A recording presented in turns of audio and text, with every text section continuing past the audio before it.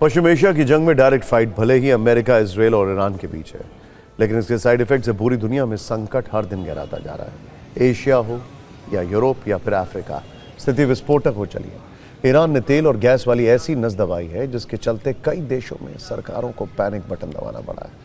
ऐसे कदम उठाने पड़ रहे हैं जिनकी कल्पना शायद इस युद्ध के शुरू होने से पहले किसी ने नहीं की होगी। फिलीपींस दुनिया का पहला देश है जहां इमरजेंसी लगानी पड़ी है। एनर्जी ठिकानों को सुरक्षित रखने के लिए स्पेशल ऑर्डर दिए गए ताकि सप्लाई व्यवस्था में स्थिरता बनी रहे। यूरोप के देश स्लोवानिया में तेल की बढ़ती मांग के कारण निजी और कमर्शियल वाहनों को ईंधन देने की सीमा तय कर दी गई है। मिस्र में मॉल, रेस्टोरेंट और सरकारी दफ्तरों को जल्दी बंद करने का हुक्म दिया गया है। साथ ही बिलबोर्ड्स की लाइट्स बुझाने का आदेश दिया गया है ताकि बिजली की बचत की जा सके। अफ्रीकी देश केनिया में फ्यूल का कोटा तय किया गया है। इसके अलावा निर्यात भी बंद है। डर यह है कि अगर ऐसा नहीं किया जाता है तो ईंधन का स्टॉक कुछ ही हफ्तों में खत्म हो जाएगा। दक्षिण अफ्रीका में भी ईंधन देने की सीमा तय कर दी गई है ताकि किसी तरह की अफरा तफरी का माहौल ना बने। लाओस में 40% से ज्यादा पेट्रोल पंप बंद हो चुके हैं। लाओस से लगे थाईलैंड में सरकारी कर्मियों को लिफ्ट या एलिवेटर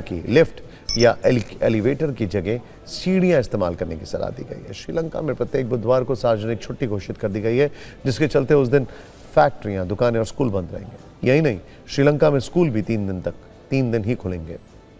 श्रीलंका ने फ्यूल कोटा भी तय कर दिया है। वहां QR कोड के जरिए गाड़ी को एक हफ्ते में 25 लीटर तेल मिलेगा।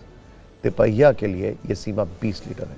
बांग्लादेश में यूनिवर्सिटी और कोचिंग सेंटर्स बंद किए जा चुके हैं। तेल डिपो को सेना के हवाले किया जा चुका है। साथ ही रोजाना 5 घंटे का ब्लैकआउट भी लागू है। पाकिस्तान में पहले से ही 4 दिन काम करने का आदेश लागू है। इसके अलावा 50% सरकारी कर्मचारियों के लिए वर्क फ्रॉम होम अनिवार्य कर दिया गया है। सरकारी विभागों की तेल सप्लाई में भी कटौती की गई है। स्कूल, कॉलेज भी बंद किए जा चुके हैं। दुनिया के अलग अलग देशों से तनाव बढ़ाने वाले ये रुझान इसलिए आ रहे हैं क्योंकि ईरान के कंट्रोल वाला होर्मुज़ स्ट्रेट बंद है।